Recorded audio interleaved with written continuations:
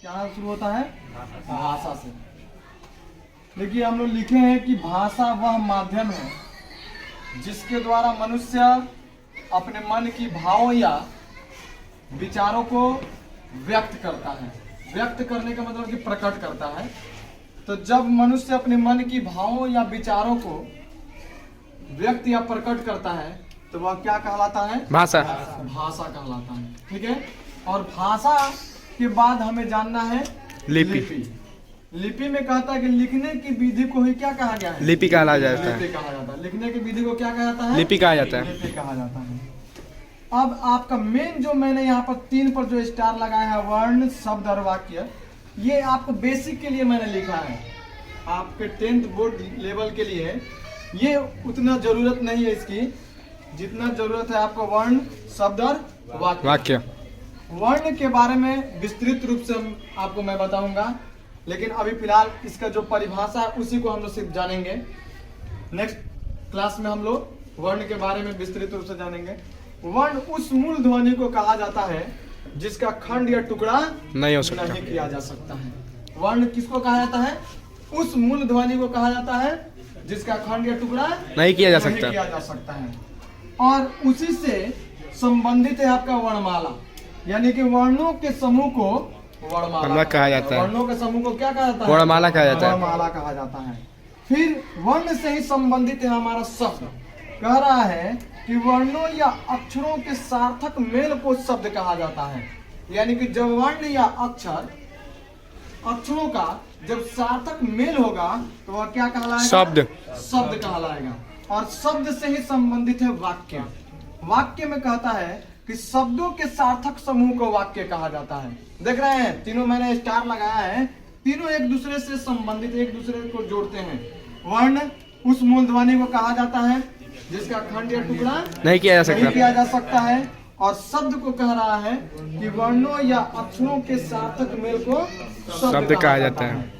उसी प्रकार वाक्य की परिभाषा क्या दिया है कि शब्दों के सार्थक समूह को वाक्य। सार्थक का मतलब होता है कि जिसका अर्थ हो, ऐसा समूह जिसका अर्थ निकलता हो।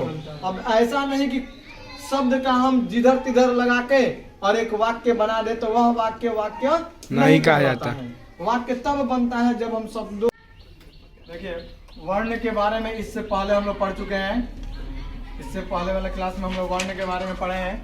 वर्ण की परिभाषा, केवल क्या पढ़े हैं? वर्ण की परिभाषा, कि वर्ण किसे कहते हैं। तो फिर एक बार जान लेते हैं इसमें कि वर्ण उस मूल ध्वनि को कहते हैं जिसका खंड या टुकड़ा नहीं किया जा सकता है। अब यहाँ पे हम लोग विस्तृत रूप से वर्ण के बारे में जान रहे हैं कि वर्ण के भेद। तो वर्ण के 2 भेद होते हैं, स्वर वर्ण, व्यंजन वर्ण। स्वर वर्ण और व्यंजन वर्ण।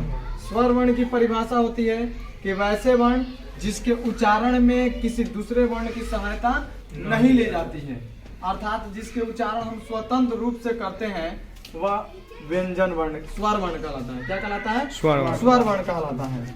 और जिसके उच्चारण में स्वर वर्ण की सहायता ली जाती है, अर्थात दूसरे वर्ण की सहायता ली जाती है, उसे व्यंजन वर्ण कहलाता है। व्यंजन वर्ण कहलाता है। उसी प्रकार यहाँ पे मैंने सामने लिखा है स्वर वर्ण की संख्या लिखा है। स्वर वर्ण की संख्या कितनी है? 11। उसी प्रकार यहाँ पर लिखा है व्यंजन वर्ण की संख्या कितनी है? 33। कितने हैं? 33। 33।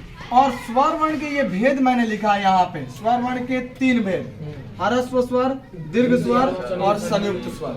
ह्रस्व स्वर की संख्या मैंने लिखा है 4, अ, ई, उ और री। उसी प्रकार दीर्घ स्वर वर्ण जो है इनकी संख्या 3, आ, ई, उ। और संयुक्त के 4, ए, ऐ, ओ, औ। ये आपके स्वर वर्ण की कुल संख्या 11 हो जाएंगे।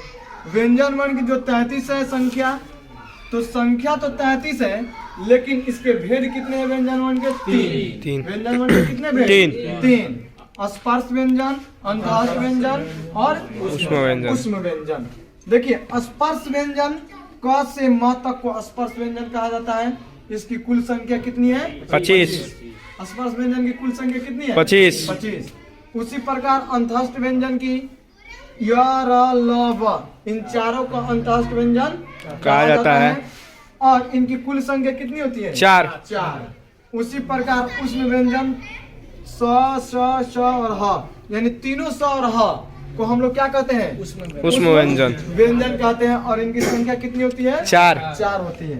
अब थोड़ा सा हम यहाँ आते हैं तो देखते हैं कि हिंदी में वर्णों की जो कुल संख्या है वह कितनी है? 52। अब तो यहाँ हम लोग देख लिए कि 11 ये और 33 ये दोनों मिलेंगे तो 44 हो जाएंगे, 44 हो जाएंगे। लेकिन अब 52 है तो कौन कौन से 52 है? तो 44 तो ये हो गए। उसके बाद से आते हैं टवर्गीय या उश्रित वर्ण में, जो 2 होते हैं, अड़ा और अढ़ा। अड़ा और अढ़ा, इनकी संख्या कितनी है? 2 है। तो 44 और 2 46। उसके बाद से संयुक्त वर्ण या संयुक्त व्यंजन भी हम कहते हैं। इनकी संख्या 4 होती है, छ, त्र, ज्ञ और स्र। तो 46 और 4 50। और 2 आपके होते हैं अयोग वाह। अयोग वाह, अयोग वाह में देख रहे हैं अंग और इनकी संख्या कितनी है? 2। और इस तरह से हम देखें कि हिंदी में वर्णों की कुल संख्या कितनी हो गई? 52। क्लियर? ठीक। अब देखिए लास्ट आपका वर्ण का यह है वर्णों का उच्चारण स्थान। इसके लिए एक ट्रिक है।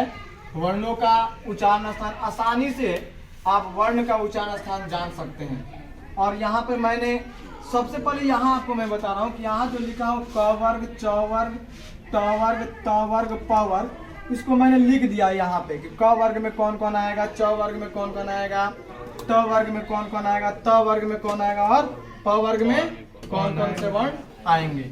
यहाँ पर मैंने लिखा है KTM 2। KTM 2, बस आपको एक यही ट्रिक याद रखना है। KTM 2, K से कंठ, T से तालु, M से मुर्दा, D से दंत, O से ओज। यानी कि KTM 2 और इसके सामने जो भी मैंने वर्ण लिखा है, आप एक KTM 2 बस ये एक ट्रिक्स याद रखते हैं तो आपको वर्णों का उच्चारण स्थान आसानी से याद हो जाएगा। ठीक है? हो जाएगा ना याद?